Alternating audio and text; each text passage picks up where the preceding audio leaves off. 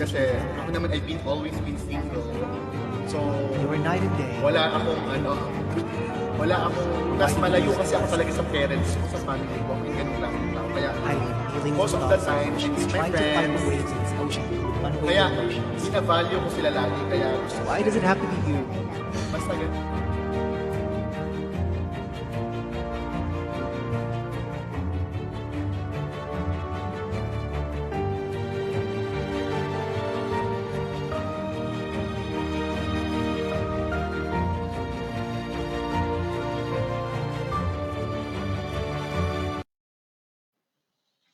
Okay. Hello, ladies and gentlemen. Ayan, muntikan pa. But, hello there on Kumu. Thank you, 1RS, for sharing. Hi, KG. Thank you. Those who are in Kumu, thank you for sharing. Berto, thank you, KG. And hello to those who are on Facebook. Okay, my best friend is there also. Hello. Hello. It's nice, no, after Christmas that we're still able to have the stream. Alam ko everyone is busy and or merong extension of celebration and all, but you are here. Hi, G. Okay, so may I remind everyone, for those who would like to share their poetry, those already on the GC ng YMOP Poets, please go there. You'll find the link there, and then later, andyan, aakit kayo for sure. Now, I would like to say hello muna sa lahat ng nasa Kumu. Thank you for sharing, my friends over there. And ayan, so please do share the live stream and please click those hearts. Ayan. So guys, eto na. For those who were able to follow the YMOP spoken word poetry competition last time, I think you've met him or you've watched him or you heard him deliver. But it's really, parang I'm glad, no, that I've met this young man. And naalala ko, when I met him, dapat sasali siya. But when I learned kung sino siya, sabi ko, hindi ko pwedeng sumali.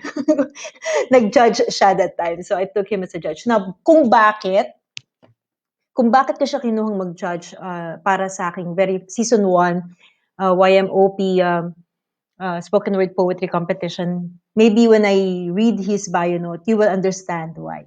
So for those who haven't met him yet, and who would, just would see him for the first time, I would like to read his bio note to you. And for those who have met him or seen him, please bear with me. Hello again, sa Kumu. Okay, so our judge. No, our guest. Nasana yung kong judge. Our guest for tonight, okay. Bearer of a storytelling family's lasting legacy, Leandre Reyes, the great-grandson of Severino Lola Basyang Reyes, brings the craft of tale-telling into a new age, uses his training in theater arts to paint performance poetry with elaborative gestures. His art is an assortment of different characters playing poet. He has been described to make poetry with a surprise center. Leandro writes, to tickle the kid your heart can still manage to beat as, along with pestering the grown-up your mind has taught itself already. As an actor, Leon participated in 9 stage plays, playing characters from unnamed beggars to Jesus. As a poet, he has performed in the Nicanor Joaquin Literary Awards and has advocated anti-bullying in the globally broadcasted World Speech Day. He represented the Philippines in the 2018 Lit Up Asia Poetry Slam in Singapore, wherein he finished as a semi-finalist. Soon after, he competed in the Cultural Center of the Philippines Performatura Slam and finished as a finalist. Leandro, an event producer and touring artist, has a track on the spoken word album Southversive and Because Pilipinas Volume 2, has released the self-published graphic poetry book Love, Smog, and All Things Swarm with co-creator Camca Cervantes. He is also a co-creator of Leandro and Mai, a spoken word podcast which airs every Wednesday on YouTube. Aside from being a poet, Leandro is a screenwriter mentored by Ricky Lee under Batch 24, has produced 2 independent short films, and is now writing his full-length script. Okay, ladies and gentlemen, please help me welcome Leandro Reyes. Yan. Hello. Hello, Lian! Hi, Diane. Thank you for again being with me dito sa ganitong format.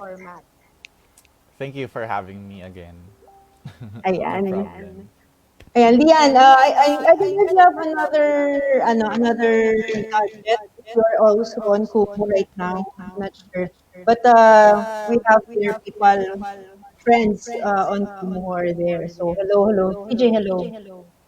So, Lian, ang dami natin napagkwentuhan before. Pero siguro basic things na nabanggit natin dun sa bio note mo about your great-grandfather. Can tell just a brief, yung connection with your great-grandfather or to his works compared into your works right now? Thank you, CJ. Um, the connection is uh, more of influential Mhm. um, because the language is a lot different. Mhm. Um, iba na yung language na ginagamit ko sa ginagamit niya. But the influence is still there, of course. The storytelling is always gonna be still there. It's the pressure, of course, is always gonna be there as well. Yeah. But the love for storytelling is always present. Um, so much so Mhm. the alam niyo naman siguro yung mga kwento ni Lola Basyang na libro. Mm. Um, I hope a lot of us still know the book. Um, so yung libro na yun, sinusubukan kong gumawa ng libro rin na connected doon. So I guess yun yung connection. Um, yung pinakamalaking connection na tinatrabaho ko ngayon. I've been at it for years, really studying it very intricately. Kasi ah, pag nirelease ko na yung libro na yon, ang title ng libro, ang mga kwento ng apo ni Lola Basyang. So Mm. very direct na yung connection. And Yes, yes. I want it to be as perfect as it can be. Siyempre, hindi naman natin ma-attain yung super perfect, no? But as I can possibly go, um, I'll, I'll, I'll study it well. I'll Mm. work on it well. So I've been working on it for years now.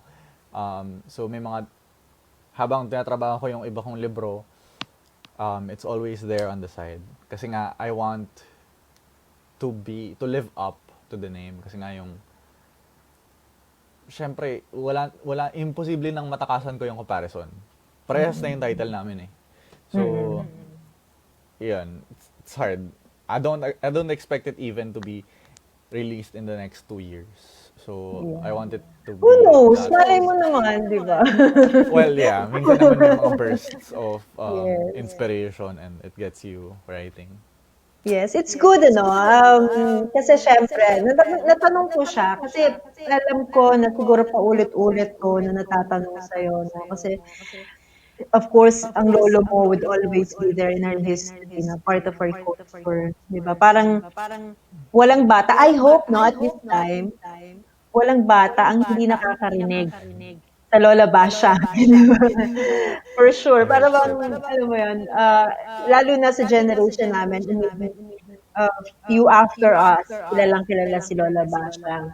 Kasi yun yung mga story, even in movies, di ba, nagagamit yung Lola Basyang. And only few knows that that's the, how do you call this, the pseudonym or the name also known as of Severino Reyes, and that is your a great grandfather. Father, yeah. Yes. And alam mo yun, when I met you, to be honest, I was really parang, oh my goodness. Natuwa ako. Natuwa ako kasi, di ba, sa libro ko lang siya nababasa, pero ito, merong somebody from his lineage talaga. Yung mga sinusulat mo, definitely, dahil sa mundo natin ngayon, um, maaring iba or iba yung pag-atake kagaya ng sinabi mo nga, you have your own words, di ba? Pero, saan ka talaga na nalilinya ng mga piyesa?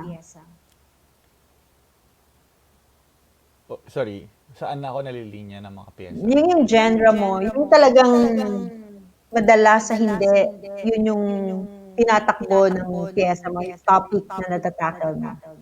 Ah, um, I feel like I don't have one. Um, as much as possible, I want to be in tune uh, with what's happening around me. Um, lagi ko sinasabi sa mga students ko when kapag tinatanong nila, so what do I do to keep writing? What do I do to improve? How do I get over writer's block? Or yung mga questions na yun. I always tell them, stay fascinated. So that's what I practice. Fascination is not, it's always a good thing because you know, if you're fascinated by how the light flickers or how the mother cat carries the child cat, yung mga bagay na yun, if it brings you fascination, it makes you feel things and that gives out poetry. I like the word that you use. I'm sorry, I cut you. Continue. No, it's okay. So yung yung steady fascination na yun, I guess it changes my genre, so to speak, or my theme for a long time. Pero nararamdaman ko naman na I move from one theme to the next. And then, once you have that, you don't really get past it. Parang, nandun na siya eh. It's part of your path now, and you embrace that. And it makes you more of a versatile writer. So ngayon, nananotice ko na I'm writing more about water. Gusto ko na I'm very fascinated of how water works. And I know water isn't a new concept, or of course it's not a new thing. But when you're fascinated about something, you notice everything around it. Parang how salt water is different from clear water, or how a lake is different from a river, or how the flowing things live. I'm very fascinated about how the deepest part of the oceans cannot be seen by technology yet, even if we're in the information age already. Parang there are still parts of water that we cannot understand. And that fascinated me recently. So I'm trying to build a collection around it, about water. That's nice, no? I like the word that you're using, fascination. Parang, oo nga, you have to be fascinated onto something. For you to be maybe, could it be the inspiration, ano? Kasi you're fascinated in that and the totality of that, the whole of that, di ba? Pero when you have the piece itself, once you've written already about it, um, do you find yourself parang rewrite it again, review it, change it, or once that you have it na, kasi it's the moment, magical moment that you're able to find words to put together, yun na yun.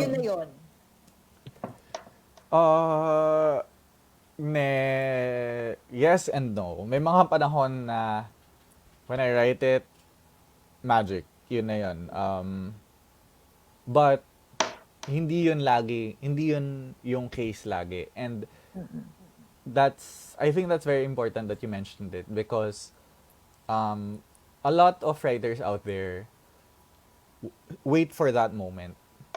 And feeling nila, hanggat di dumarating yung moment na yun, hindi sila nakapagsulat.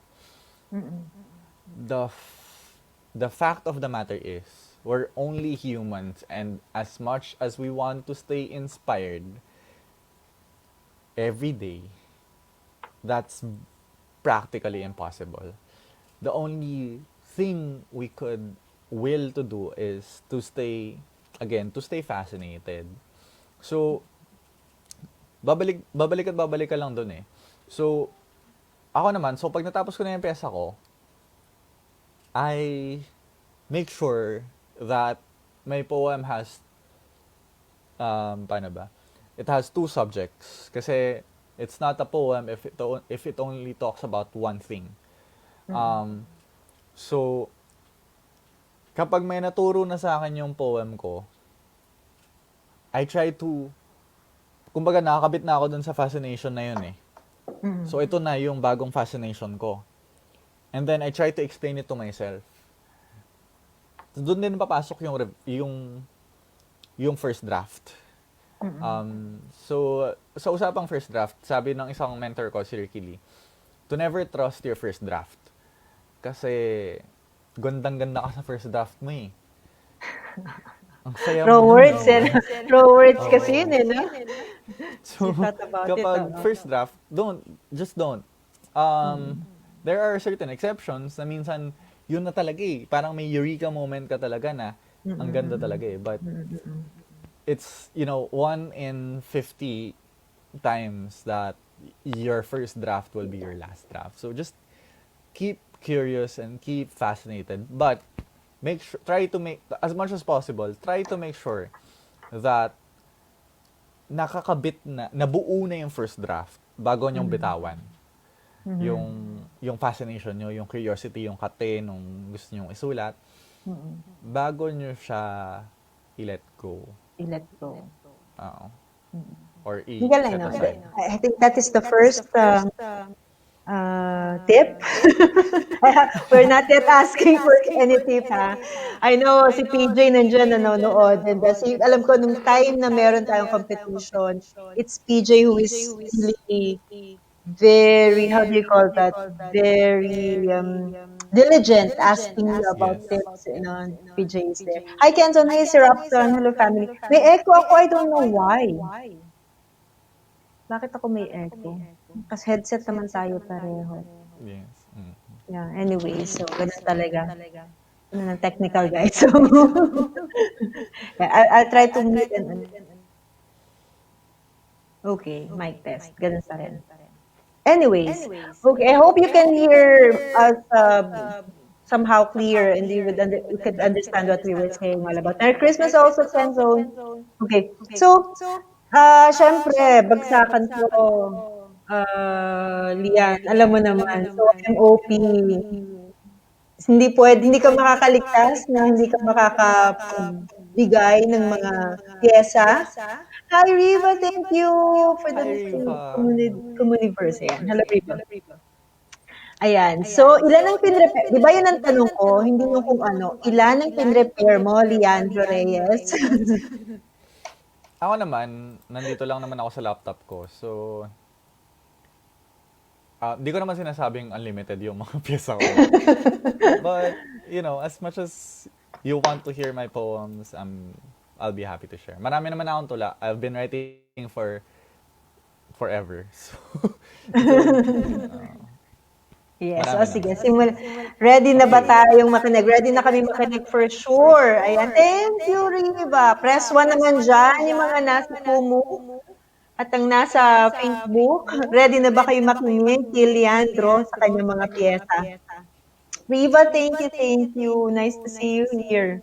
Ayan, si AK. Ang bilis si AK. Okay, so, when you're ready, Lian. Alright. Hold on, give me 1 second. I'll just open my file. Okay. Speaking of drafts, here is another tip. If you want to test out your poem, read it out for people. And then you'll understand what works and what doesn't and what needs to be refined. At since tayo lang naman nandito, no, I'm gonna share a draft ng pyesa na hindi pa tapos. Okay.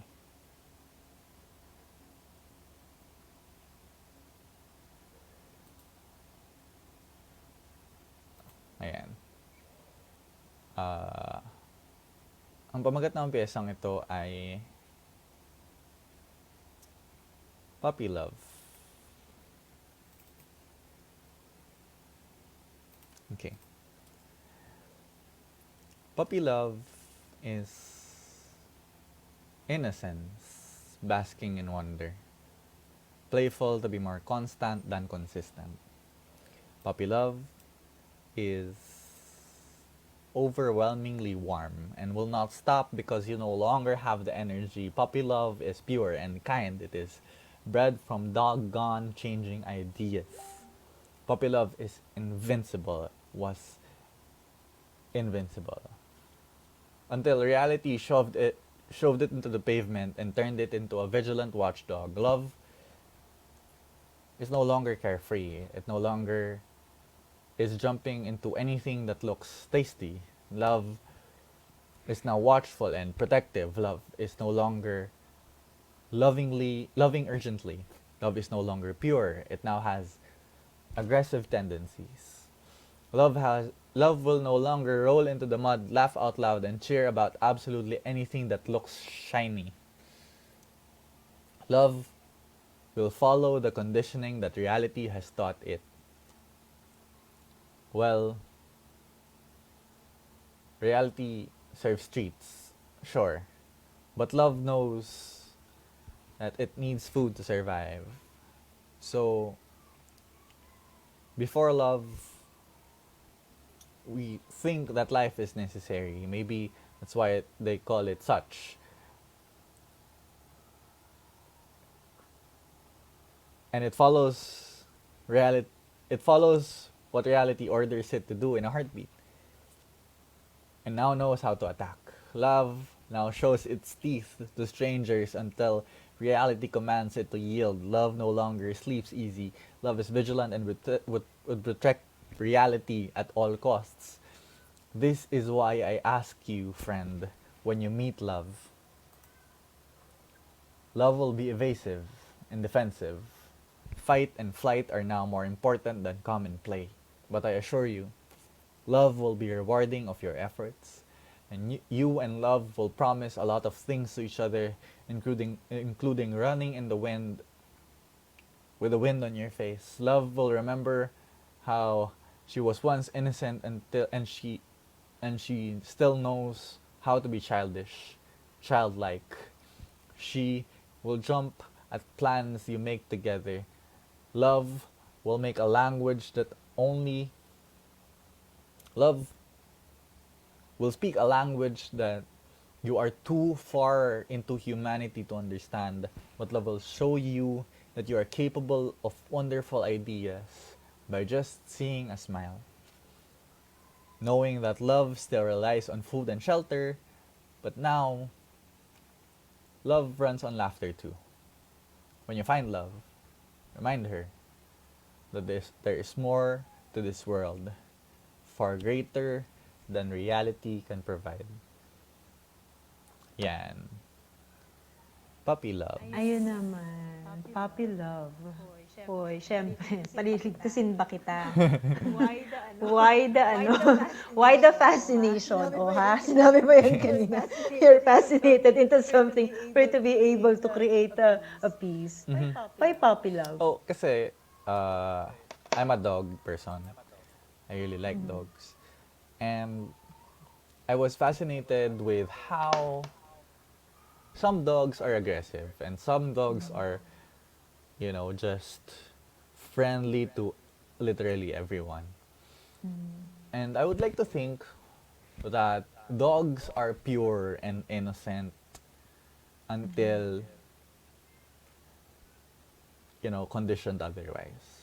They are naturally loving and caring until they are trained to be snobbish and aggressive. Like how a canine unit dog is so much more angsty than a house dog. And so that's the first subject, right? That's the first fascination.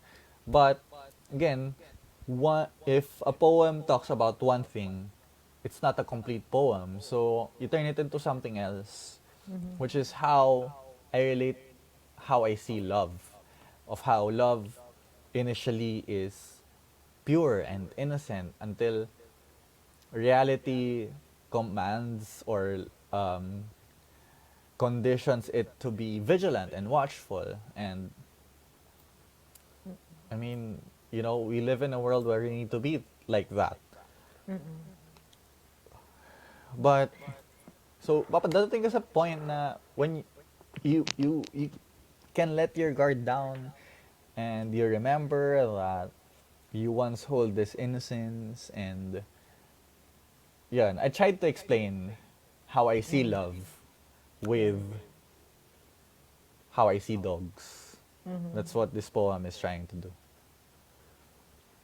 You try to put into words or explain and read it with just this, how you find love into loving, or with the love of a dog, or with the love of a pet in that case, right?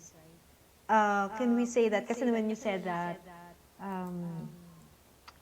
totoo yan, I agree. I'm also a dog lover, and it's really, tama yung sinabi mo na, yung they give you pure love, not unless this beings are trained otherwise, di ba? Trained into something that, something fierce or something. But going and how you put it into how you find love, how do you describe love, na you have to be vigilant also. Parang, di ba, we are parang taught, or yung first, if, hindi naman schooling, but first that when we learn about love, is that love is constant, right? Yeah. Pero, on how we give it to other, or how we receive it, parang it changes through time based on the experiences that that comes into our life. Can you say, ganun ba talaga? Ganun ba yung how you presented it into your poetry? Well, that's the purpose of the poem, diba? To make us, well, that's the purpose of art. To make us question things. Yeah. And, diba, if the way we learn in art appreciation that for you to appreciate art, you ask a question about the art and direct that question to yourself. So, when I write about love, I don't ever pretend to be an expert on it. Because I never will be. Honestly, nobody ever will be Can be, an expert yes. on love. That's true. That's true. Yeah, but I agree. pero pag inisip natin, no, I have to be an expert first before I write about love. Nobody will write about love anymore. And that's the beauty of what poetry is. It allows us to write about incomplete things. Allows us to write about things that are not yet full and we don't understand entirely. Totally, yeah. And then the one thing that is good about the topic, no, pag love ang topic, is that you can talk about different kinds of it, di ba? There are different kinds of love, eh. So you can just discuss it, parang generically, love itself. Pero pag you will go into deeper pa, there is so many kinds of love na talagang, you would. Siguro mamaya i-share ko one poem that I've written long time ago for my son. And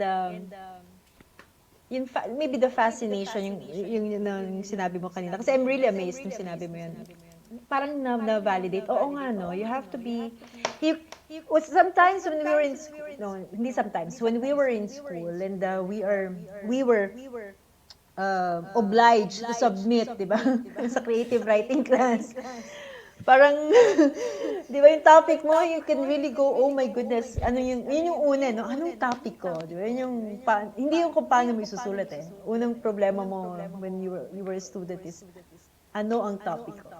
And, natuwa ako, na-amaze ako nung sinabi mo na, you have to be fascinated. Oo nga, no? Wala kang maisusulat na hindi ka fascinated doon.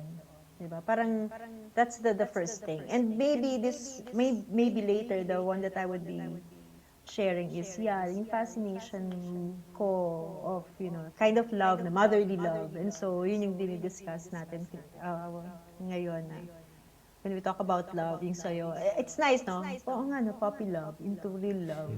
The love of a pet into how a person really love. Ang galing, Leandro. Nakakatuwa. And hello again sa mga nasa Kumu. Ay, Hello, palabas-pasok ako sa Kumu kasi Oo. nag-charge ako eh. Sure. Ayan. So, what's next, Lian?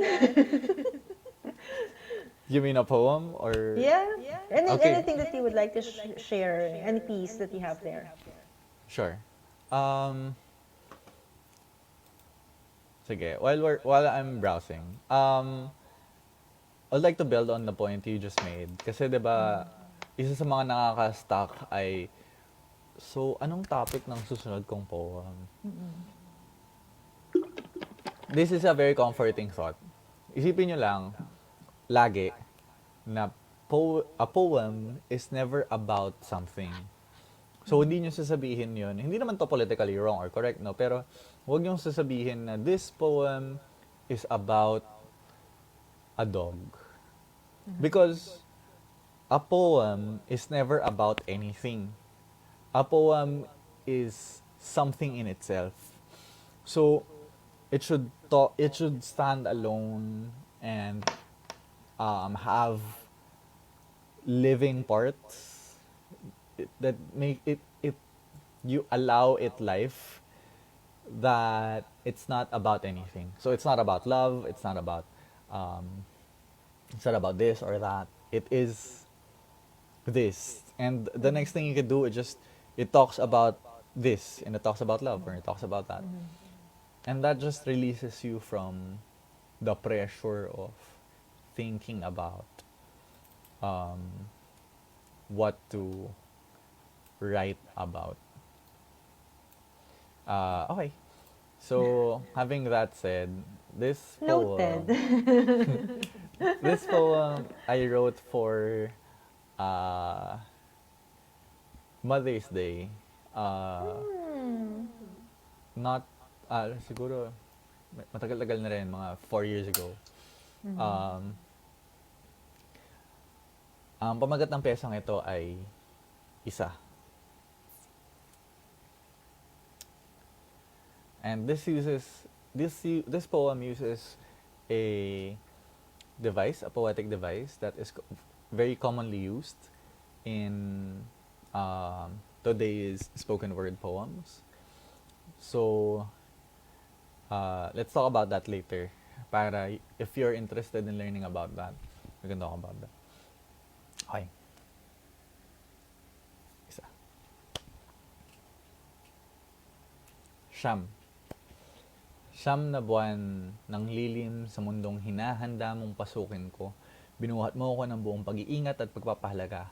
Sa dulo ng paghihintay at tinanggap at tinunaw mo ang hapdi ng apoy upang mabigyan ng liwanag ang mundo kong 8. 8 oras ng tulog ang pinagkait mo sa sarili mo kapalit ng arugang maaari mong maibigay. Ang puso mo ay mayroong tengang pag-intindi sa wika ng bawat nganga ng mumuntikong bibig. 7 araw sa isang linggo. Kailanman di ka nagreklamo na wala kang pahinga. Dinaig mo ang trabahong paglubog at paglitaw ng araw. Pinalampas mo sa 7 ang bugang liwanag ng bahaghari. May tawid lang na makulay ang aking pagkabata. 6 na grado ng elementarya at inalalayan mo ang ingay ng pagkabata ko na natututuhan kong unti-unti ang ikot ng mga bagay-bagay sa mundo. 5 minuto pa ma. Salamat sa 5 minuto mong regalo kong nakabalot ng mahigpit sa tiyaga. 4 ang kanto ng bahay nating binigyan mo ng liwanag, lakas, atensyon at tibay. Ang pag-ibig mo ang ginawa mong pundasyon ng lilim nating mag-anak. 3 ang 3 salitang inuulit-ulit mo nang hindi mo kinakailangan buksan ang iyong mga labi. 2 ang iyong kaliwa at kanan na hinandog mo bilang tagapagyapos sa mga panahong malupit ang ginaw. Tagapulot sa akin sa mga panahong kinakapos ako ng hakbang. Tagasabit ng minsang medalyang inaalay ng buhay. Ito rin ay siyang inaalay ko sa iyo. Sa isa. sa dinami-dami ng pagmamahal na matatanggap ko sa iba't ibang bahagi ng mundo, mananatiling iisa at iisa ang ikaw. There. That's the poem. Oh, how sweet. Oh my goodness. It doesn't take a genius, but still, of course, alam natin kung para kanina siya. And napaka, how do you say this? Napaka-heartwarming, no? Putting myself into the mother that you address that to. Nakaka-warm ng puso. Pero, ano talaga yung main fascination mo writing that piece? I think it's about this one naman is about a form. I want to count down properly. Kasi ito yung device na sinasabi kong paulit-ulit na ginagamit sa mga tula ngayon. 'Di ba na nakikita natin isa ganito ganyan ganito ganito ganyan. Dalawa ganito ganyan ganito ganyan. I want to use this form in the count of 9 kasi to symbolize the 9 months of pregnancy. And I want to do it well. Kasi nga diba, if it's worth doing well. So we try to make sure that every part na sineseparate natin by counting is warranted. Hindi ka lang magbibilang tapos tatawagin mo na siyang tula. It doesn't make sense. If the previous thing that you just said is the exact next thing of the second count, wala siyang sense lagyan ng 2 or ng 2 sa gitna. Pero kung wala naman siya kinalaman at all, hindi siya dapat nasa isang tula. So, when you count, you're providing yourself a handicap that you're providing multiple kumbaga attacks to what you're trying to convey or what you're trying to talk about. And basically, mine is just how I wanted to speak about my mother and not make it so much so that only I can relate to it. Kasi nga, I wrote this for a Mother's Day event. So if I make it so specific that only I can relate or my brothers can relate about it, it doesn't make sense. So you have to pay attention to those conditions as well. Na meron kang form na inaasikaso, meron kang commission na dapat mong banggitin. So, you play with your handicaps properly. And you try to make it as creative as possible. It's like, it's personal, but many could still relate Yes. on what you've just, written. No, that's a good tip. Nakakailan tip na tayo? PJ, nagbibilang ka ba, PJ? Si PJ nakakatawa. Talagang, sometimes, yung mga budding poets that are willing to learn, ang Yes. sarap nila makasama kasi minsan yung i-share mo something that you've been through, and what you would like to tell them is something na na-sift mo na, no? Na-sift mo na. The people, of course, who go ahead of us, na nagtuturo din sa atin, ang tinuturo na rin nila, yung na-sift na nila, nagkaroon na sila ng trial and error, and syempre, bakit mo pa ituturo yung error, di ba? So we are used to teach the ones asking for advices, yung things that proven good, proven true, proven that would make them less create errors. Okay. Sabi nila, ayan, sabi ni Iki, ang galing ni Kuya Leandro. Nagkakaroon kami ng knowledge about poetry talaga. Oh yes, that's so true. Yan yung maganda kay Leandro. No? Leandro, pinasok mo talaga siya, yung mundo ng pagsusulat. And you've studied, no? You underwent really rigid trainings, none other than Ricky Lee. And you mastered it really. Alam mo yung ano, is it really yung bugso ng kalooban mo na gusto mo siyang pasukin at gusto mo siyang, hindi naman, dalubhasa, sometimes dalubhasa is such a big word, no? Pero yung, you know, you want to master it, you want to be good at it. That's why you went and study it.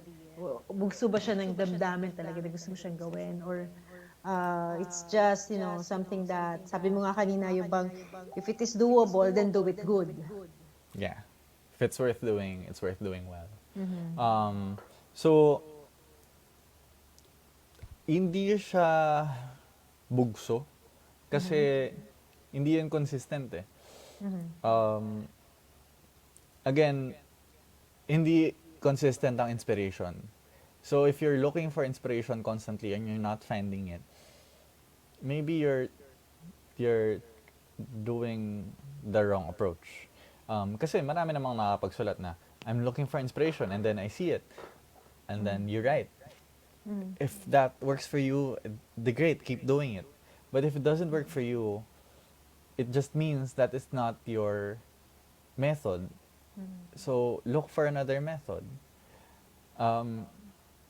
Yung ano bang sorry, I lost my train of thought. But what I'm trying to say is yung consistency, it stems from the love and respect for the art form. Gusto kong nagbabasa. Gusto kong nakakabasa ng napaka-intelihenteng akda. Gusto ko rin nagbabasa ng napakababaw na akda. Mababaw at intelihente doesn't mean na pangit or maganda yung isa. Kasi minsan gusto mo lang manood ng kababawan, and kapag yung mga bababaw na bagay ay ginawa in such a way that it's very intelligently made, yun pa yung mas maganda eh. So, 'di ba? I mean, mababaw yung Three Stooges. Mababaw si Charlie Chaplin.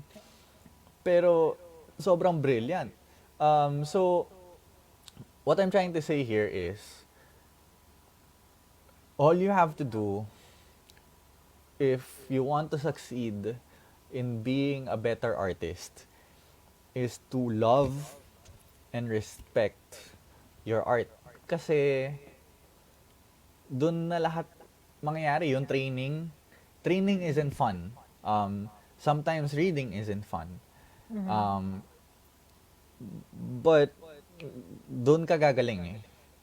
'Di ba? Sabi ni Kobe Bryant, rest in peace, that greatness is going to work on the days that you don't want to go to work. So, kung sinasabi mo, no, I'm a writer, but I don't read, maybe you have to check your heart. Kasi, why do you write? Who do you write for?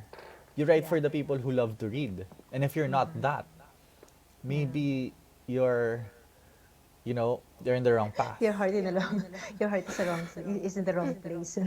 Right? Actually, sinasabi ko nga siya, Lian, even before, that if you really would like to write a piece, a poem, you have to read. Kasi you cannot, diba? For me, parang tandem sila in a way. Kasi in reading, you will find there also, yung imagination mo would be fueled through reading. And poetry, of course, is fueled by words, no? Not only just feelings. Yeah. Words are so important. lagi na sinasabi ng mga writer na you have to inhale before you exhale. You have to consume before you create. So, kung exhale ka lang ng exhale, walang, walang, hindi buo yung exhale mo. Walang inhale. So, diba, parang kulang-kulang. Yeah. So, It's read. like Read a lot. you cannot give what you don't have. So how can you give something Exactly. some brilliant words if you don't have it? Hoy, may ano tayo, meron tayong may tanong para sa ha. May nag-message sa akin through Facebook. Okay. Sabi niya, meron kaya siyang piyesa tungkol sa meaning ng buhay. Thoughts like meaning ng existence, were you born? Yan. Ganito lang ba? Mabuhay, then mamamatay? Parang gano'n. So, yun yung mga, ano niya. Do you have any piece regarding life itself? I Why do you breathe? guess. Ayan. while searching. O, diba? Ganun yung mga nanonood sa atin ngayon. Medyo critical thinkers sila. And na-challenge ang ating guest maghanap ng kanyang pyesa. Definitely, I am sure meron si Lian yan. Ayan. So, meron ako. But, since it's a very, paano ba? We're talking about what is life here. So, life being the most complex thing ever cannot be simplified. Or, it's very hard to simplify. So, papangunahan ko na kayo that this poem is not it's not one time consume all. So I'm gonna read it, and I think it satisfies the question of what is life. I hope so. Again, it's not a one hear or one read consume all. So if you want to read it again or see it again, I don't know. We can arrange that probably. I'll perform it again later on in some of my streams or whatever. I'll try to make a video of it, I guess. Okay, the title of this poem, and I haven't performed this in 4 to 5 years, so please forgive me if I buckle.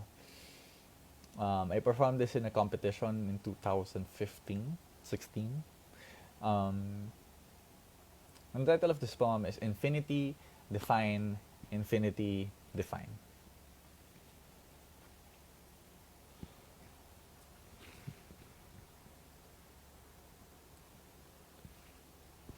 Excuse me.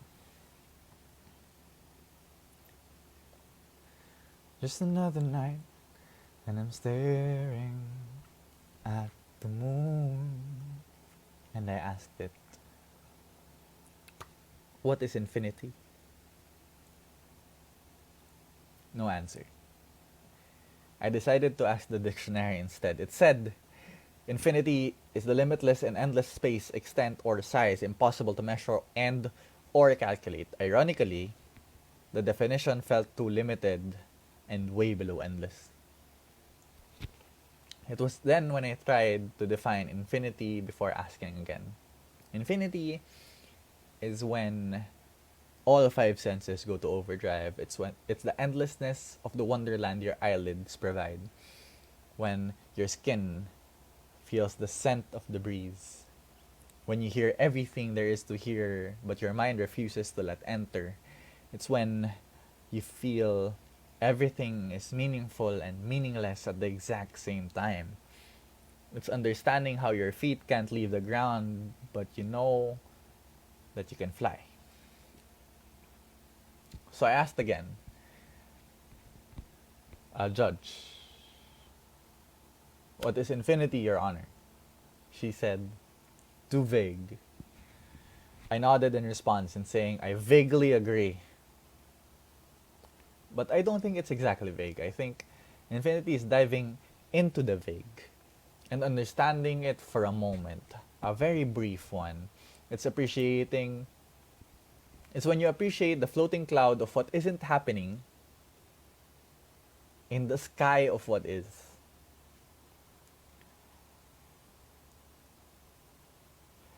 Only that it being a cycle, that the result of wonder results to more wonder. Redundant, I know. But is it really? So I asked the gentleman in the back, what is infinity? And already, thoughts of what it is are already presenting itself. You probably are thinking about it now. In finding the definition of what it is, I've learned that infinity is the opposite of trying to hold up. It's how you let go into the absolute state of vulnerability, pull down your breastplate, and experience how light it feels to be off guard. Open your arms. Go all cliche about spreading your wings. It doesn't matter what you call it. What matters is you extend your reach, opening your heart to the possibility of welcoming lethal arrows.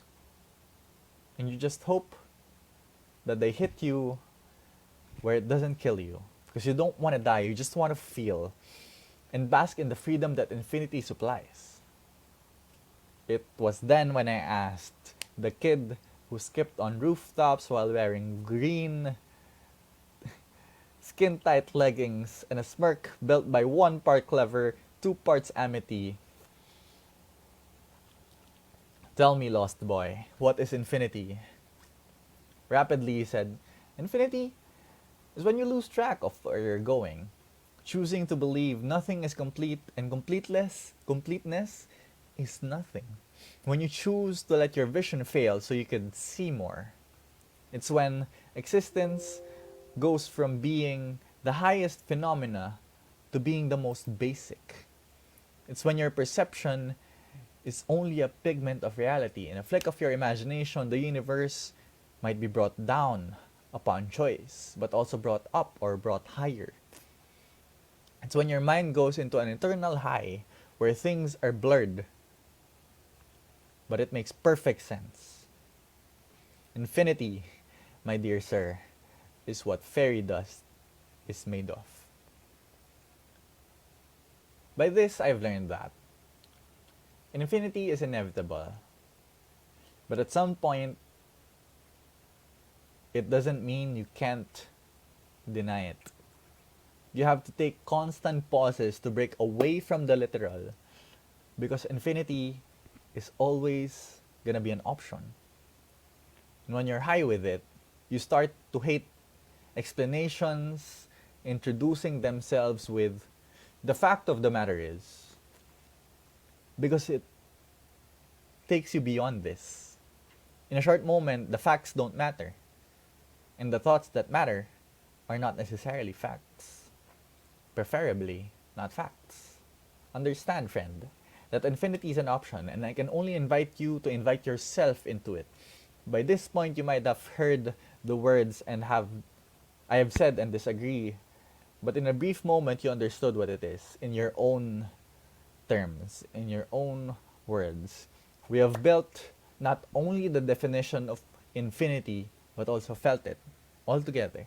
We have built it from the ground up. We have demolished it back into the pieces where it originated. Where it originated, back into the vague black and white, a monotone of endless thoughts. Where will this end? Why does it have to end? Must it? Will it? Will we ever grab hold of the conclusion of this vicious cycle we are trying to define from what we have? But on second thought, is the cycle really vicious? Isn't it a loop of euphoria where we rest in endless thoughts? We cannot understand. Thoughts only induced by the previous one. We have gone in so many loops, we forgot how it started. We got lost in defining our infinities. How the beginning is no longer important, because the end is no longer existent. So there. I know that's a lot to take in, but I hope you enjoyed it.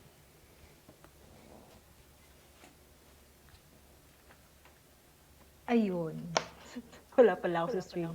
So, Leandro, what's your infinity? I'm still trying to figure it out. I like like the way when the start doesn't matter anymore. The beginning doesn't matter anymore. Um, oo nga no. It made me think. The piece made me think. What's our infinity? How do we define infinity? In life that is measured, what is infinity? Yes. I like it. I like But it. if you think about it, the question is more important than the answer. For as long as you're looking for it, it Yeah. doesn't matter if you find it. And when you look at the loopholes of the infinity, parang that's a good play of words, Leandro, actually. I like it. Yeah. When you find the loopholes of the infinity, how could you find the loopholes of the infinity? I like it so much. Hello sa mga nasa Facebook. Hello, Vanessa. Hello, ako lang to. Sa Kumu. Ayan. Sabi ni Observer, bawat araw, bawat gabi, pagkagising mo sa umaga, bagong pag-asa, paulit-ulit na hakbang, walang pagod, nakaisipan. You have to be in one of my streams, Observer. I'll be waiting for you. Yeah, and that is the wonder of the reason why I love poetry. You can put, how do you say it? You can write things na talagang will make you wonder, and parang bahala ka na kung paano mo siya interpret. Bahala ka na kung paano mo siya intindihin. Maybe, can you say, Leandro, that sometimes the piece that you will write, and you have the intention, of course, you have the meaning, or you have the objective why you write a certain piece. Pero, iba ang dating sa nakikinig. Iba ang dating sa nagbasa o nakinig ng piyesa mo. How do you react to this? Parang iba yung lapat sa kanila ng mga salita mo. I welcome that. At the end of the day, that's what art is about. If you receive the things in a certain way, that makes you human. Actually, if it's too straightforward, and I don't get to interpret any part of it, maybe you have to thicken it. Or sinasabi ng mga critics ng mga tula, masyado pang malabnaw. Masyado pang malabnaw yung tula. Pakapalin mo pa. What does that mean? Kulang pa ng sustansya, kulang pa ng lalim, or lalim in not in the sense nagagamit ka ng mga malalim na salita, kasi wala nang mga salitang malalim. May mga salita lang na hindi natin ginagamit. So yung so what I'm trying to say is don't just keep improving your poem to its core, na pakakapalan mo siya hanggang isipin mo kung bakit mo siya sinulat, or saan to papunta, if it presents a different perspective. Kasi iba yung pinagdaanan ko, iba yung makeup ng buhay ko sa makeup ng buhay ng mambabasa. At imposibleng titignan namin yung araw the same way. Or makakakita kami ng isang painting at makikita namin yun the same way. If it's really artful, if that's even a word, if it's really artful, it will allow more than one perspective. If it's too literal, it's not art. It's, that's okay, but it's not art. Yes. Sometimes I think most often than not, whenever I will be giving a poetry to a family friend, or a family to say the least, nagiging literal, alam mo yun. Hindi just state it, no? Pero meron naman talaga na I would like to play, with the mind of the one who would be reading it, or, would put twists somewhere along the poetry. Pero I like this stream. Ang dami nagre-react. Sabi ng Observer, for me, being happy every day is infinity, and doing things make me fulfill my heart and spirit. Yan, sabi ni Observer. And then, sabi ng aking BFF sa Facebook, just like you can't give what you don't have, how can a finite mind find or define infinity? Only by asking and continuous wondering, I guess. Yes. Yeah. I guess so. Oo. Only by asking, continuous wondering, you can find You can define infinity. Which is napaka one, play of words at the same time, play of neurons, ha? Yeah. Mhm. Full of mysterious, sabi ni Observer. Yeah, right, because it because yeah, right. Because you self-express your feeling through poem. Yeah, that's true, Observer. That's why. That's why. Uh, m- while Leandro, meron kang on a lighter side of writing. Meron kang funny pyesa. Kung kanina si Grande Bansala dyan, ang hiningi niya talaga is about life, napaka-profound. Ako gusto ko magpunta sa medyo funny side. Do you have any something that, would take, kasi nabanggit mo din yung Three Stooges are shallow, yes. Pero only those with humor can laugh at Three Stooges, right? Yeah. Charlie Chaplin, yeah, but only geniuses can appreciate. I am sorry for those who don't appreciate Charlie Chaplin, but for me, it's just me maybe. But for me, only with I hate to say it, but yeah, intelligent people can appreciate Charlie Chaplin's humor, kasi sometimes it isn't that obvious, no? But to say the least, do you have any humorous piece there, Leandro? Actually, I do, but I can't perform it kasi um it's I won't it won't make sense if I perform it on a screen. Um I feel like it's really hard to understand, and the people who know me would really attest to that this poem is objectively it's very funny, but if you watch it on screen, it doesn't have the appeal. Um, So where do you usually perform this piece of yours? oh, before the pandemic, I was literally everywhere. But I had a regular show in Fully Booked, if you know the bookstore, Fully Oh Booked. yeah, of course, fully booked. Yeah, so I have every third Thursday of the month, I would host an open mic night. Um, Might, but the thing is, there's no mic. So yeah. we try to break the boundaries of big stages and limelights. We just, sit around and forget that we are strangers and really talk about poetry. And I wanted it to be a place where you could test your poems that are not perfect yet. So, Parang test, yeah. how do you call this? Yeah, it's something that, test reading, something like that. Yes, because big stages are important, for sure. Exactly. But also, small stages are just as important. Because, you don't get to the big stages on your first go. So, I feel like small stages were for a long time underrated. Um, so, I created, along with a few good friends, very intelligent people, um, this project called Third Thursdays. It's a community project built by the community for the community. It really doesn't earn much, honestly, but I'm very happy to have been doing it. And you know, it's so that's where I usually perform. This pandemic really did a number on me.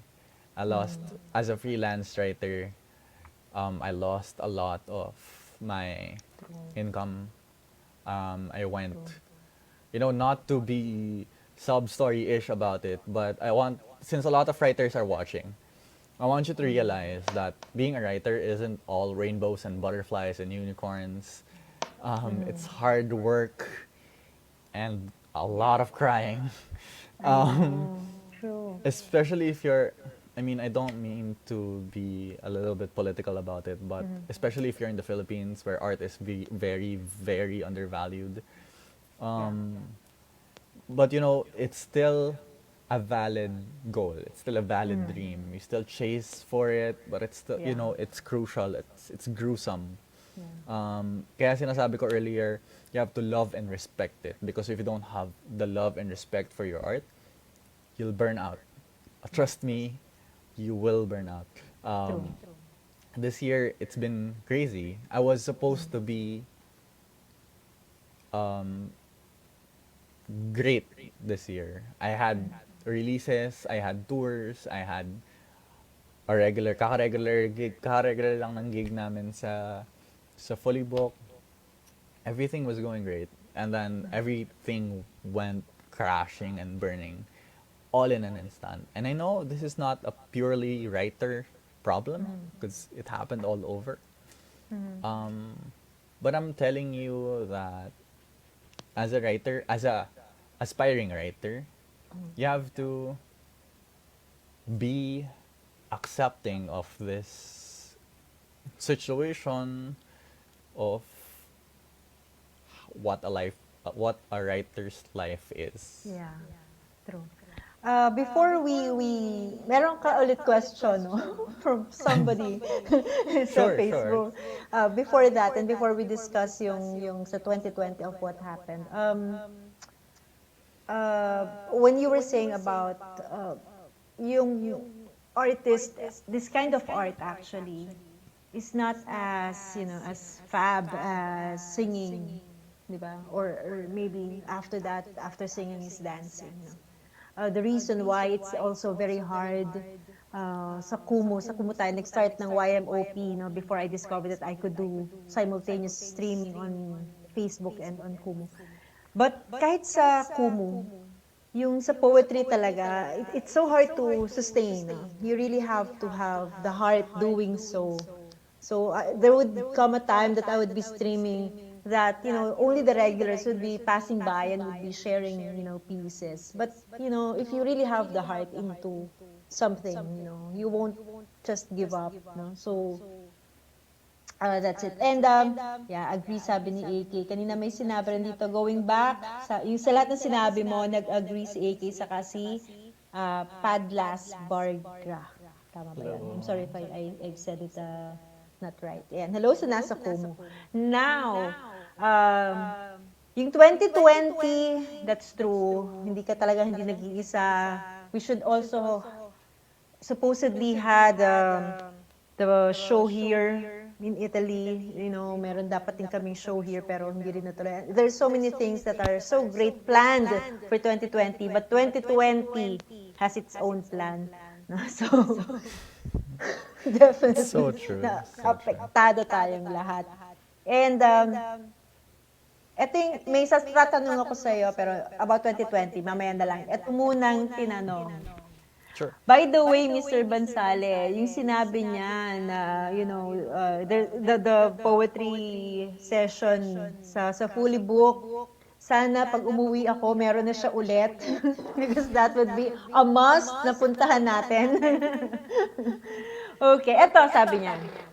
Tanong niya, ano ang priority mo sa poetry? Not necessarily the items below, but ano yung dito yung priority mo? To amuse? To entertain? To pass info?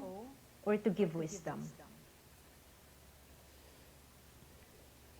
To entertain, to amuse, to pass info, or to give To wisdom. give wisdom. My priority in exploring poetry is to understand. Babalik tayo dun sa una kong sinabi. If you're fascinated, you're inducing yourself an itch to try to understand. So if you write talking about infinity, you're trying to understand it. And if by the end of your poem you still don't understand it, then you have a poem. So, it's okay. My priority will always be to understand. And I know that's not a sexy answer, but that's that in like up there. I also know that poetry is wisdom. Sa Malaysia, actually, some of my friends there, yun yung unang teaching sa kanila. Poetry is wisdom. If it's knowledge, if it's too based on knowledge, it doesn't belong in poetry. So, it's very important too. Actually, everything listed there is very important. Kasi, ako naman, as a spoken word artist, I value the performance part and the performance aspect of performance poetry. And that includes showmanship, which falls in the category of entertainment and amusement, for that matter. Kasi, performer ka pa rin eh. At the end of the day, you're still a performer. And if you don't value showmanship, that gives you a certain disadvantage. So, uh, there is, if you respect it enough, hindi naman. If you want to explore showmanship, it gives you a certain poise and gives you a certain advantage. But, to make it your top priority will derail you. If you write to entertain, or if you only write to fit in what's happening in the world of poetry, I mean, I'm not saying it's a one-way street to disaster, but it's a high tendency to get there. Kasi, why do I say that? And I say that very carefully. Kasi,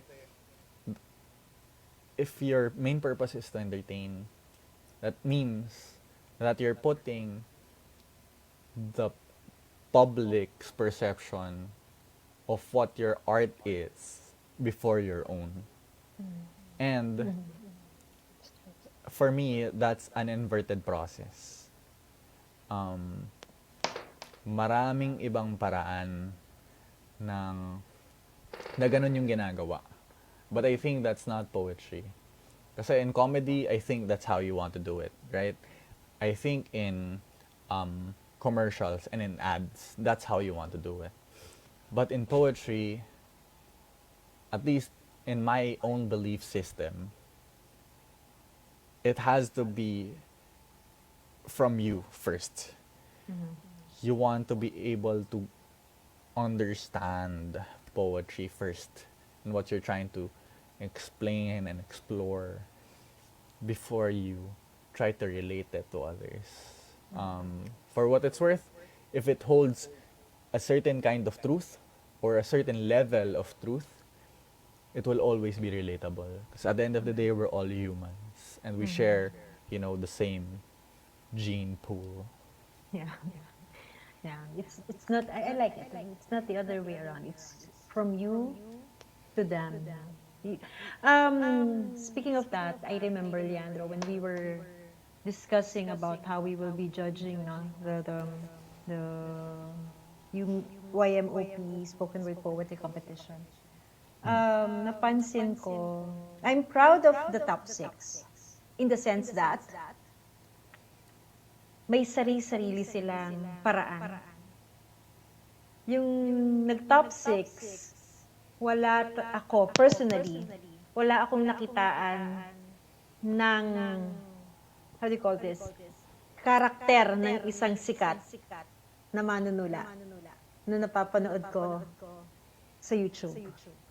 I mean, during the time ng audition, ang dami kong nakita na nag-perform sila, nakikita ko yung mukha nila, nakikita ko yung pangalan nila. Pero ibang katauhan yung nakikita ko in the sense na napanood ko na to eh. Di ba? 5 years ago, napanood ko na to. 3 years ago, napanood ko na to. No?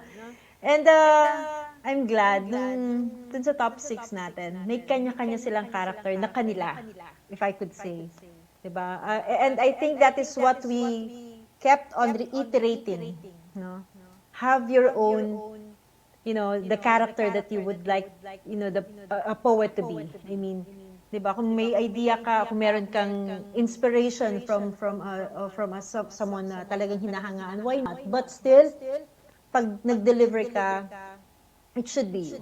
And din yung kanina while you were explaining, yun yung naalala ko, no? Na, how do you say it? Bakit ko siya naalala nung may sinasabi ka about it? Basta, habang nag-explain ka, it crossed my mind. I remember that thing that we discussed. Ay, Jerry, hello, thank you for the pa-banner. Ayan, sabi ni Mr. Bansale, well said. Yeah, yeah. Of course, kailan ba naman ako nag-guest, Mr. Bansale, nang hindi hinahangaan? Charot. No. And ito na yung tanong ko about 2020. Nabanggit mo kanina, no? Really, so many things happened and so many things that could have happened that didn't happen this year, no, 2020. Yeah. Is there a piece that you were able to write because of the things that didn't happen or the things that happened during this year that, by the way, after a week would be over? I hope. I'm so excited to end this year. There's so many things really that happen that are not expected, and things that didn't happen that you really, planned a year before, months before 2020. But anyways, do you have it and anything that you have written particularly this year that struck you because of what happened or didn't happen during 2020?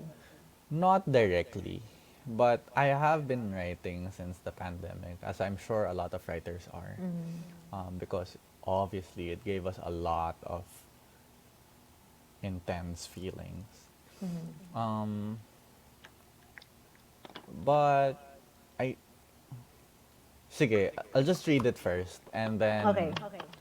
maybe we'll try to talk about it once you know what I'm talking about. Okay, yes, sure. All right, the title of this poem is Peaks and Picoseconds. I don't have my wristwatch on right now, but I would like you to imagine that I have a watch right here. I don't know where it is. I took it off a while ago. But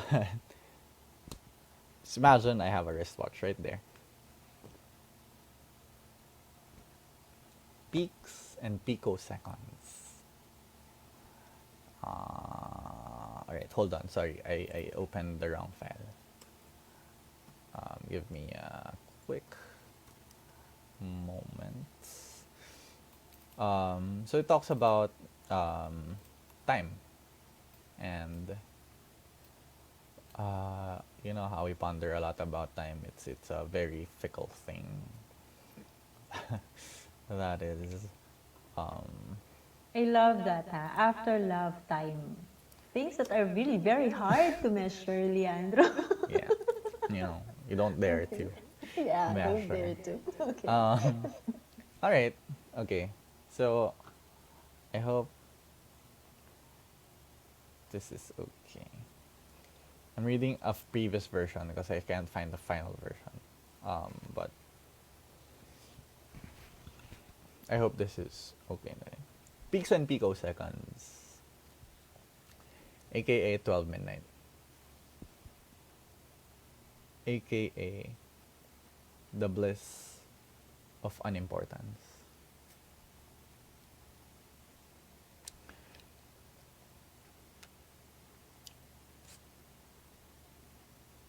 Every 12 midnight, my wristwatch beeps. I don't remember setting it that way, but I never got into removing it, which means I don't know how to. I have grown accustomed to it. It's a nice way of saying the day has ended, which is to say, you've made it. To say, start over. Are you sleepy now? Excuse me. I've had conversations with this time-telling thing of a friend watching all periods of my sentences, how it goes along with my hand as I scratch my tired eye. It reminds me that we have 1,200 golden seconds of twilight twice each day.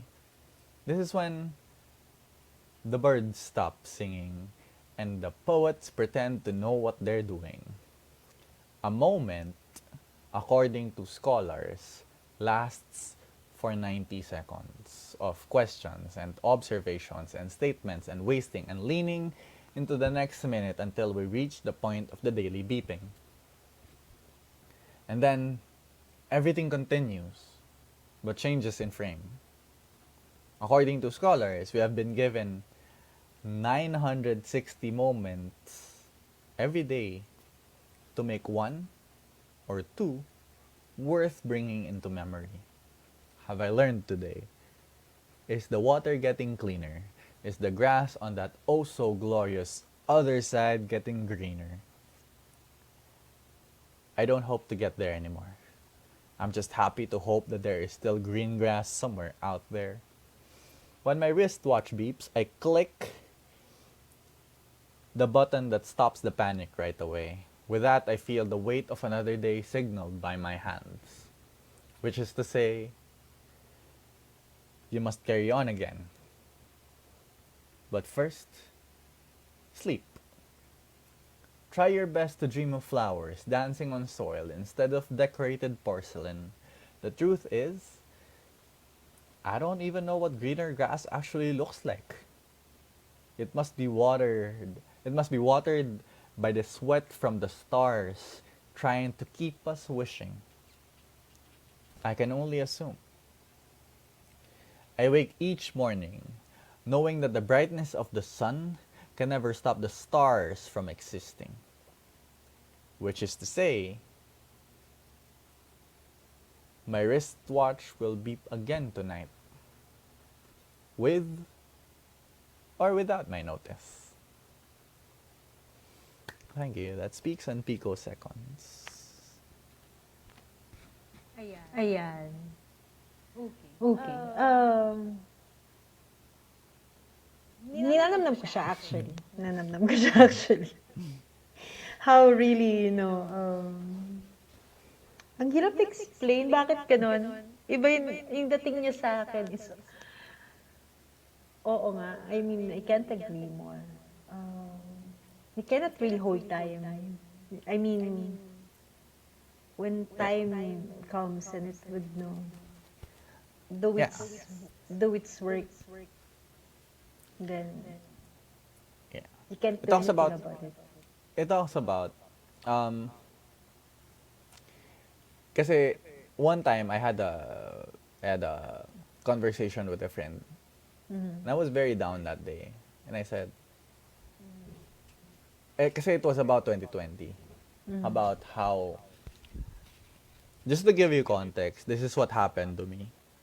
I worked the entire last quarter or last half of 2018, the entire 2019, to prepare for 2020. I have set up, because maybe some of you are producers, you don't produce an event Of course. next week. Of course. It takes years. True. So, I was supposed to be in Malaysia and Singapore for 3 months in an immersive poetic experience, if you will. But that crashed and burned. I was supposed to try to get funding because I was invited to UK to represent the Philippines. I was invited to represent the Philippines, but I didn't have the funds to get there. So we were setting up fundraising events for me to eventually get there. So, there are heartbreaking, nerve-wracking moments that happened to me in 2020. And that really derailed me so much. So, I was talking to my friend who knew everything that I was preparing for. All the meetings that I had to go to, all the sleepless nights, all the time zone difference. I know. A lot of that. And I told her, tomorrow, the sun will rise again. The sun will rise, and I will still have my problems. Um, I told her, you know, the world will keep on spinning even if I'm this miserable.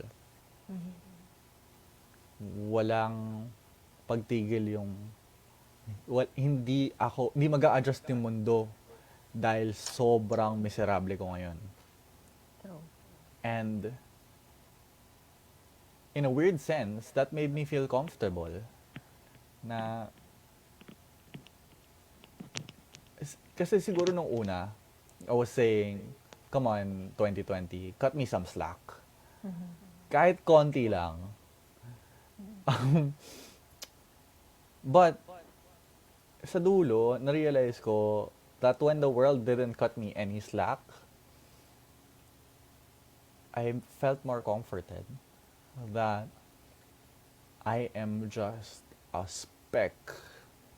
I'm so minute. I'm not even that visible. And that's fine. And that's great. Kasi, you know, I'm not that important. And that gives me comfort. Because I am important in my own circles and in my own terms, in the lives that I affect. But the fact of the matter is, even the most important people in the world don't affect the entire world. And I guess that made me go towards just trying to be efficient and effective for the people and the lives that I affect and the lives that affect me. And try to focus on that. And it was the first time in my entire life that I was very happy, feeling very unimportant. And then, so I wrote this poem. Into the most unimaginable reason for you to write. For me, when others are running after to matter. And you find comfort, not to matter. And that is something awesome, Leandro. No, I can understand. I think everybody could, understand where you're coming from. It's just that maybe the effect or the decision could differ. No? It's a decision that, you feel comfortable in spite and despite of the things that you planned more than For a sure. year. Yeah. I think when you said the producer, same thing, I should have produced, and we started a year before the preparation of the show here, alam mo yun, I am flying a group to perform here, to have Mama Rene actually is the one who should be performing for the third time here, pero it's really, but 2020 has taught us so much. 2020 really, I'm glad that, that is the effect on how to be significantly shining into the time when the preparation to be significant was wasted, But actually, it's not really wasted for you to Yeah. realize that. Maybe tama ka, it was burned, but still, it created something that is great. Alam mo, nasa backstage, isa sa pinanghinayangan natin, Leandro, na hindi nakarating ng semifinals. And he is here to share his piece. I don't know if you remember, si G Official. Yes. Yeah, G, are you here with us? Sabi ni Marites, sabi niya, time won't stop even our circumstances dragging us. We have to adjust and go with life. That's true, Marites. I agree. Hello, G! Hello po, good evening. Good evening ba? Ay, Ayan. Hello. hello. Kamusta naman? Ox naman po. Ano naman i-share mo sa amin this evening? Watching the video kasi yung nag-trending sa Facebook. Hindi siya against sa kahit sino. It's just the story of them both. I mean, wala akong alam sa background nila. Parang gusto ko lang i-share yung parang naramdaman ko rin nung nakita ko yung mismong video. And so, Okay, when you're ready, G. okay. And so, yung title po niya is Sa Yakap ng Ina. And, um, sana po magustuhan niyo. Thank you.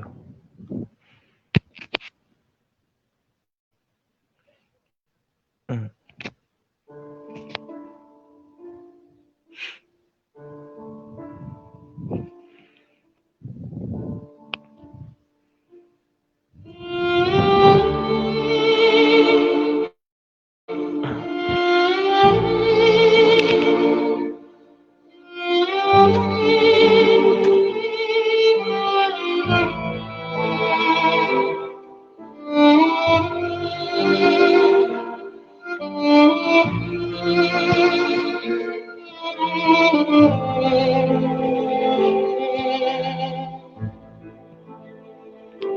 Sa yakap ng ina, may mas liligtas pa ba? Sa unang senyales ng pagdadala ko sa'yo, ako'y pinuno ng saya na may halong takot. Sa paglaki ng sinapupunang nakikita na sa aking saplot, sa pagdinig ng puso mong parang musika sa bawat tiyempo, musika sa tenga ko bilang isang ina mo. Sa pagsipa mo sa sinapupunan ko, ramdam na namin ng ama mo ang saya at halos nakapagsabi ako ng Jose, magkakaanak na tayo. Isang pamilyang binuo. Sa pagmamahal ng ina pa lang ay pagsilay mo sa napakabagong mundo. Wala nang mas papanalo. Sa unang yapos ko sa mga balat mo na parang bagong gawang litrato. Takot din naman ang bumalot sa akin, Francisco. Takot sa iyong pagsilay sa masalimuot na mundo. Mundong binabalot ng takot, sigalot, pangangamba. Francisco, o aking anak, huwag kang mangamba sapagkat ikay puprotektahan ko sa kahit anumang kanilang may itim na balak, mga yakap ko ang iyong magiging kalasag. Huwag kang maduwag sapagkat gagawin ni inay lahat.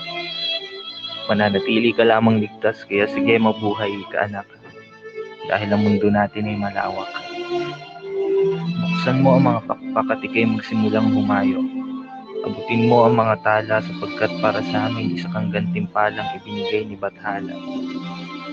Mahal na mahal ka namin ng iyong ama at sana'y iyong dama.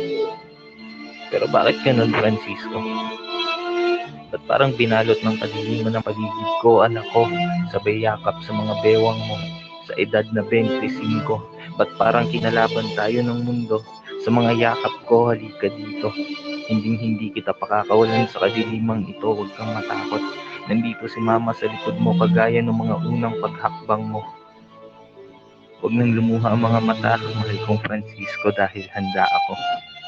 Kahit sa iyo'y magsalo ng bala gagawin ko. Huwag kang bibitaw, nandyan na siya. Kakalabitin niya na ang gatilyo. Hanggang sa huling hininga yayakapin kita, mahal na mahal kita, at yan ang tunay na pagmamahal ng isang ina. Anak, hanggang sa muli nating hininga yayakapin kita. Ligtas ka sa mga yakap ko hanggang sa kabilang buhay, halika. Talikuran natin ang masalimuot na mundo. Huwag mong tignan ng karahasang ito.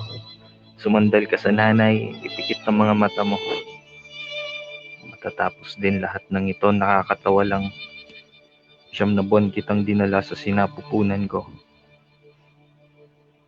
2 bala lang pala ang kikitil sa'yo.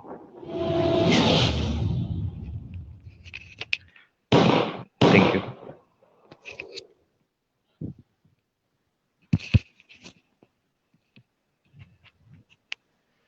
You know. Wow. Hey, G. Yes po. Leandro, what can you say? So, well, first of all, ano lang I hope everybody is okay in the comment, everybody's Yes po. okay Yes who's po. listening. Um, first, um, ano ba? If we if we are going to perform topics that are very sensitive, um, we should call out to the audience. Kasi may ano, we should present a trigger warning.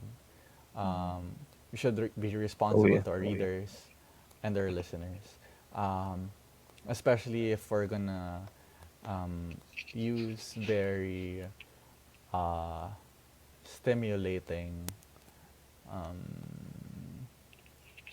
effects. So, Yes.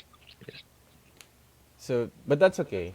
I mean, that's something that I've been told and I've been, you know, nagkamali din ako dyan ng maraming beses. Uh,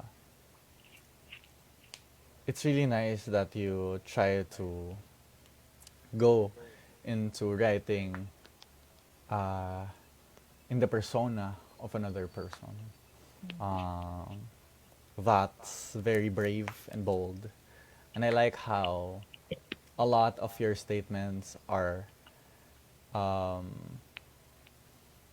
general because as you've presented in the beginning, um, hindi mo alam exactly yung Kwento yung nila. kwento nila. Yes. So I like how you stuck with general motherly statements. Yes. And I like how you did not own the narrative of the mother. You tried to present a viewpoint, which is, I think, very important. Yeah. Pero ikaw na rin mismo nagsabi, this is a very delicate piece of work. So, tread lightly, especially if it's, Yes. especially now, it's still fresh.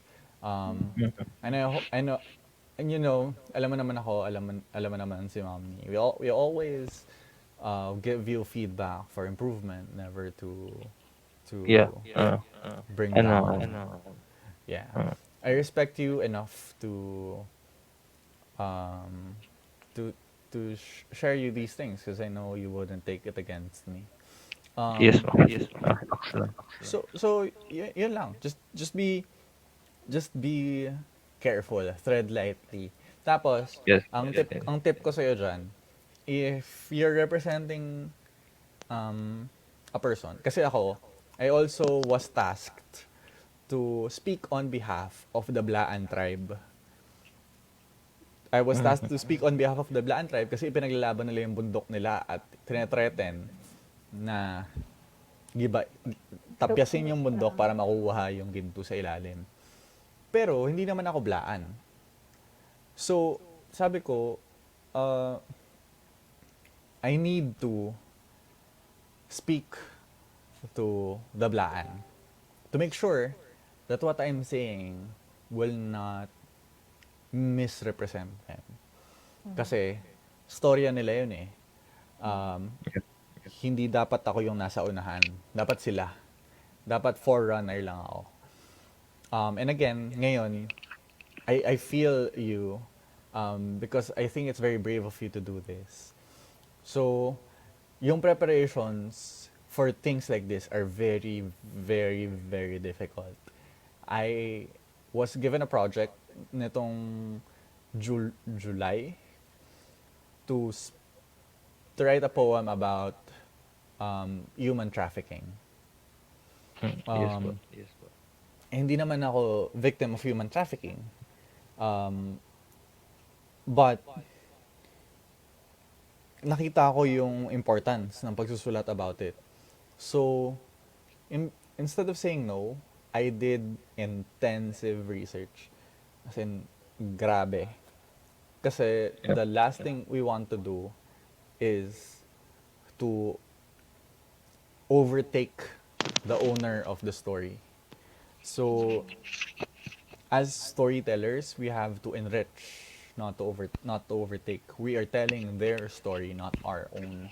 So, sa sobrang hirap ng pagsusulat, tungkol sa human trafficking. December na, hindi pa ako tapos. Kakatapos ko lang nung drafts ko nung 2 weeks ago. And that's how long it took me to research, from July to November.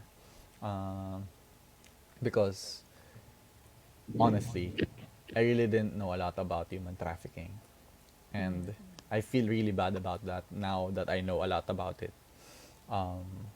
So, what I'm trying to point out here is, you're trying to bring out awareness. And that's good. So, keep that fire and elevate the effort. Make yourself, kumbaga, if you're trying to have the people aware on a certain level, put yourself on a higher level of understanding, of research, of trying to make yourself aware. Kasi you're taking on a task that is not simple.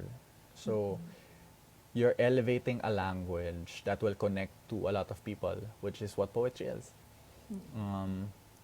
So I commend you for that. I think it's very brave of you. And again, I really like how you stuck with general motherly statements. I think that's very respectful of you. So, yun lang naman, sumablay lang naman yung trigger warning sa umpisa, but that's a very common and easy mistake. So just, be wary next time and keep fighting for the things that you're passionate about. Because, just make sure you're doing Thank you po, sir. Thank you po, enough sir. and more than enough effort for you to get there. Yes. If there's one thing that I could Thank say you so much. about G, siguro, since February, nagwa-YMOP na si G. Simula. Talaga siya yung first sharer, if I could say. But I've known G to be, he put his heart into writing. He's always aware of what's happening around. And he would be able to create a piece out of that current event or something that is happening, especially, although sometimes it is really political by nature. But yung hindi nagbago yung fire ni G into this kind. And yun lang, maganda yung tip ni Leandro, parang we should always Actually, be aware. Yeah. Go, G. Constructive criticism naman siya. So, hindi ko naman po talaga siya iniisip na bad kasi hindi ako kasi I'm that type of person na hindi ako naniniwala sa isang taong sobrang galing kasi kahit sobrang galing mo na kailangan mo pa rin ng advice sa iba. And you need to learn. And so, That's true. Yes. Ayun, G, as always, makapag-create ng something that is very fresh, sabi nga ni Leandro. Sometimes I am also, yung late reaction, maybe if we could say, hindi ako maka-react at the moment I am saddened. Saddened is actually an understatement, but siguro ganun lang ako by nature na hindi ako basta-basta nakaka-react into something that is very current and very tragic. And yun yung sinabi kanina ni Leandro na don't lose that fire, don't lose that eagerness. yes po.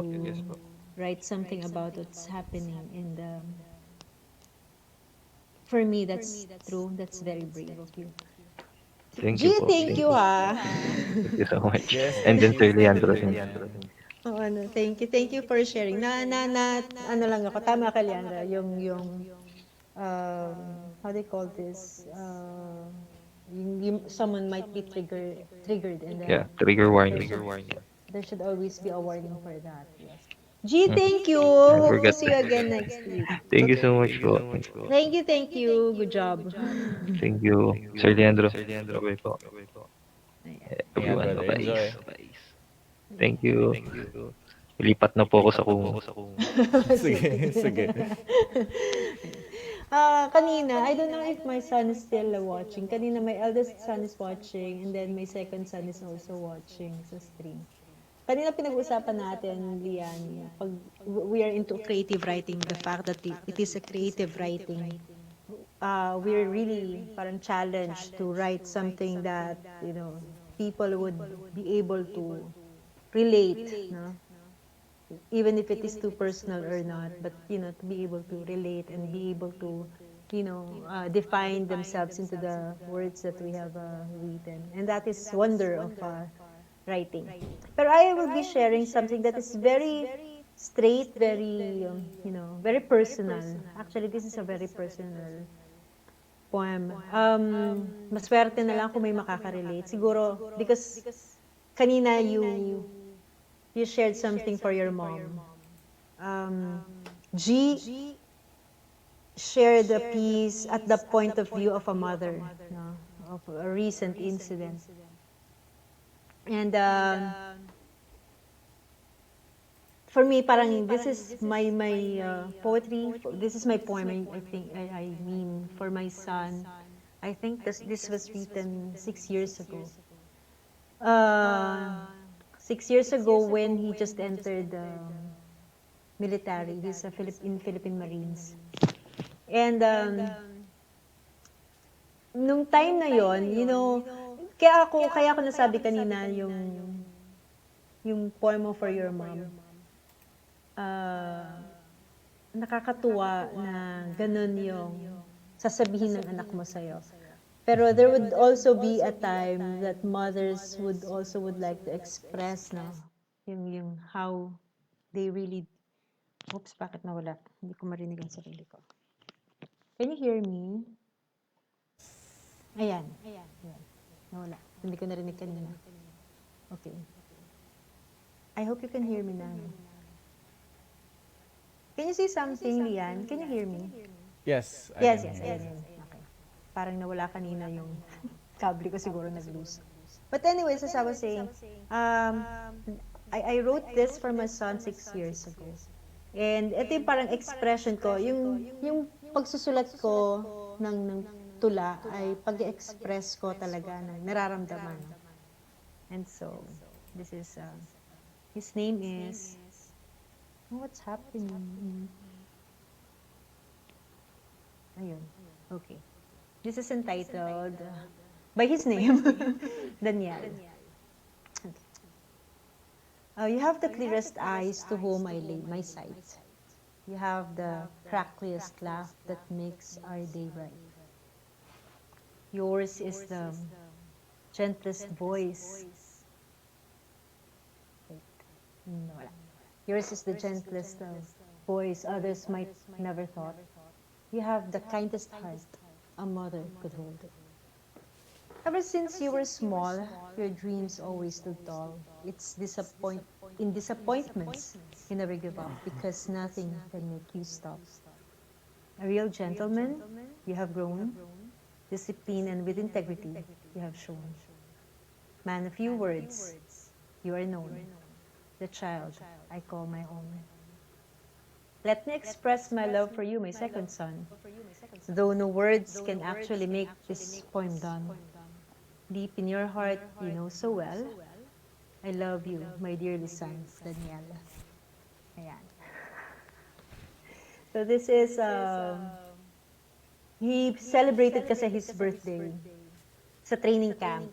And alam mo yun, parang, it's so hard to reach people closest to your heart, but so hard to reach, especially, oceans, mountains, and, barriers really kept you away from each other. Yes. And so, for the last piece, what would you like? Ito naman, ano yung gusto mo na i-share? What is that you would like to for the last hurrah of this stream that you would like to share? So nandyan, hello sa nasa Kumu and hello sa nasa Facebook who are still listening and watching our stream. Hi, I am on Kumu and Facebook too. You could follow me if you like Yes, my yes. content. I provide content. Okay.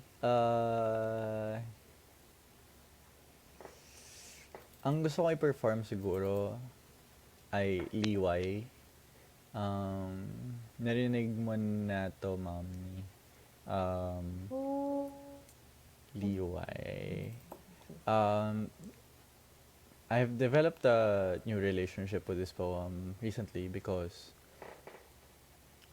I'm trying to create, I'm trying to insert it into the screenplay I'm developing. So, I really, had multiple interactions with this poem. Sige, I don't wanna talk about it too much.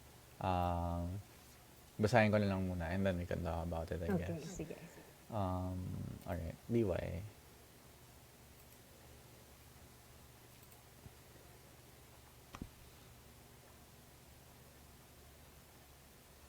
Ikaw pa rin ang liwayway.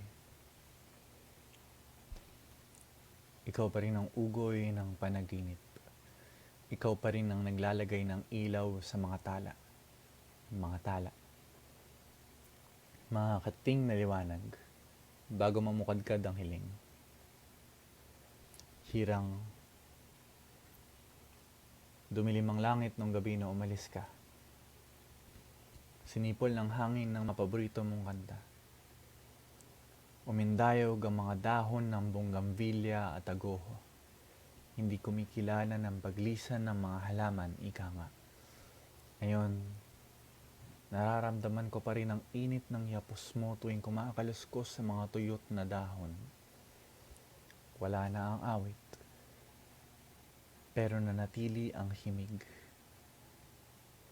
Nagsasabay sa di mapaliwanag na armonya ang tinig ng alaala at ang katahimikan ng pangungulila sa syaring alaala. Ang suyuin ng teleponong gustong sagutin kahit walang tumatawag. Ang paglamig ng kape para lang gumunita sa init na minsang nanahan sa aking mga kamay. Balada ng pangungulila ang katahimikan.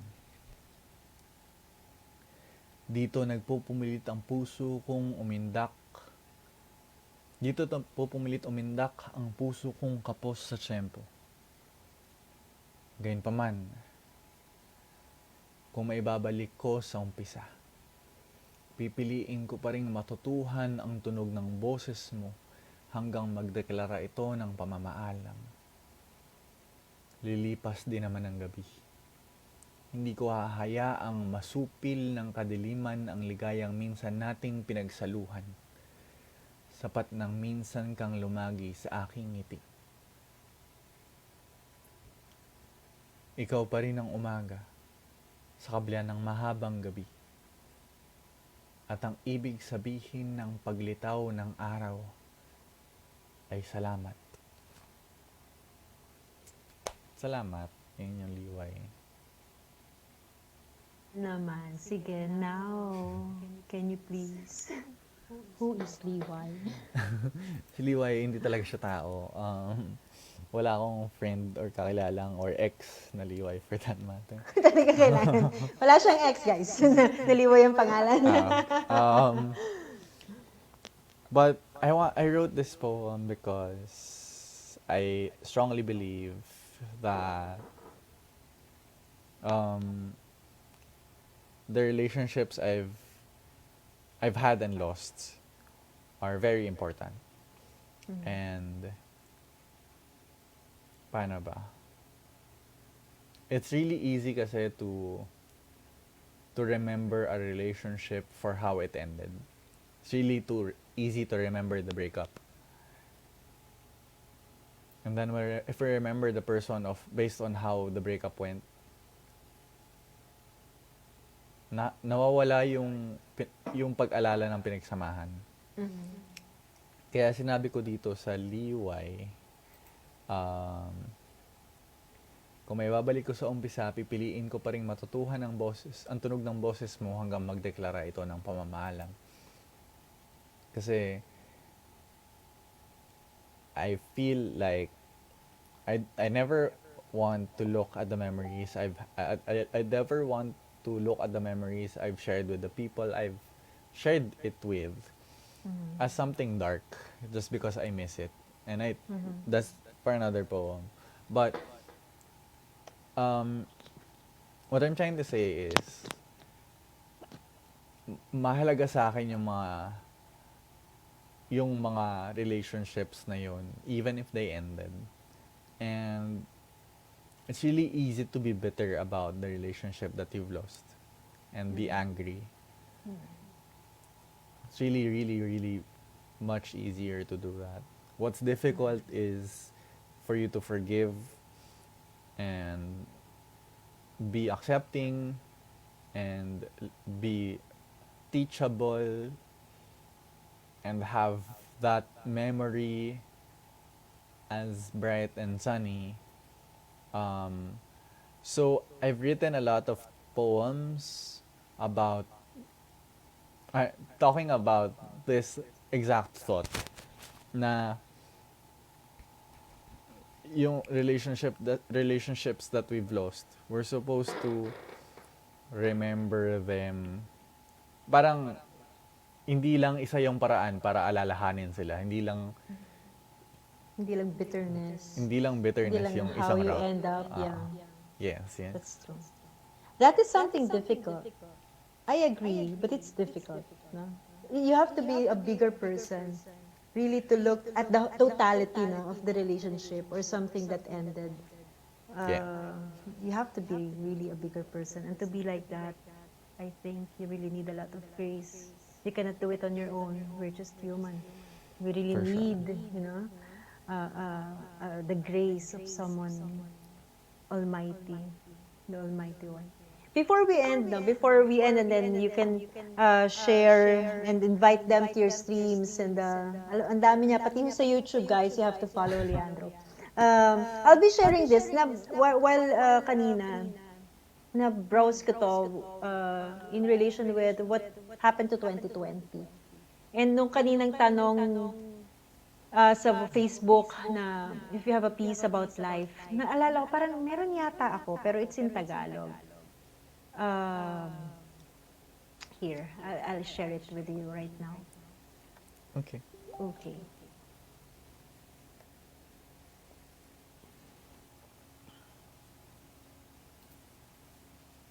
Buhay na buhay. Mga kamay nangimay sa hamon ng buhay, mga paang hindi na kayang maglakbay. Katawang pangal sa laban sa laban na nakauumay. Kaluluwang humihiyaw, makatagpo ng kadamay. Mga matang ubos na sa luhang umagos, mga tengang rindi sa ingay na kanila ay tumagos. Ilong na wala nang naaamoy kundi ang hapdi ng lapnos. Ano pa nga ba ang natitira sa kabuuan kung ito ay ubos? Buhay nga ba tulad ng kaligayahan ay nakasalalay sa nilalang o ang nilalang ang susunod sa takbo ng buhay at kaligayahan? Mga tanong sa isip na minsan mapapatingala ka na lamang. Mga bagay na dapat nga ba natin pagnilay-nilayan? Mapapagod at minsan na naising sumuko sa buhay. Natural sa tao ang hayaan, minsan ang kaluluwa'y mahimatay. Subalit tulad ng kawayan na sa unos ay humahapay, ito ay tatayo pagsikat ng araw na may lakas na taglay. Huwag susuko sa laban ng iyong buhay, pagsubok ay sukatan ng iyong tibay. Manalig lamang sa Panginoong tunay, sa iyo ay may naghihintay pa rin tagumpay. I think a message that we have to remember this last week of 2020, the last hurrah, matatapos na rin siya and all the challenges and all the things that, things that didn't happen and the unexpected things that happened during this year, we can never be someone, not unless, we would be given the grace, and maybe we should be thankful, at least Leandro, we still are alive, to continue the dreams that somehow were suspended. It was not actually canceled, it's just suspended. We can still continue, hopefully, after this pandemic. and so soon, sooner than later. Hello sa mga nasa Kumu. So with that, those with still with us on Kumu and on Facebook, please, Leandro, invite them to all of the streams, the contents that you're doing. Yeah. So I have 3 shows running on Kumu. Yung pinaka-relevant na lang muna sa pinag-usapan natin ngayon. Every Tuesday at 8 p.m. I have a stream called I'm a Poet, Ask Me Anything. So it's about the things that you want to learn about as an aspiring writer. Or maybe, you just want to hang out and talk about random things. That's okay too. But, if you have poetry related questions and I can answer them, I'll try to answer them in the best of my ability. That's on Tuesdays at 8 p.m. On Thursdays, aside from being a poet, I'm also a screenwriter and a film enthusiast. So on Thursdays, I have a show, Let's Talk Film. Every now and again, I have guests to come aboard and talk about film. I don't try to. I really, really do my best and advocate local film. So I only feature local film in those streams. Previously, this past one, I was joined by Erin Gamison and we talked about Bar Boys. So that was fun. That's every Thursday at 8 p.m.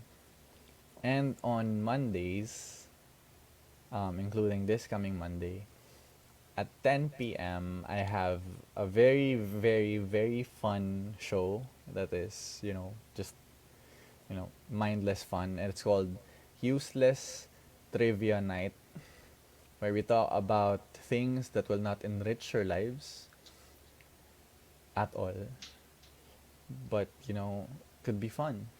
So that's every 10 p.m. That's co-hosted by Jack Carlos of Singapore. So I hope to see you there. And if you would do me a solid, I'm trying to improve my Instagram game this year. I haven't been paying attention to Instagram except this year. So it's really, really not that great.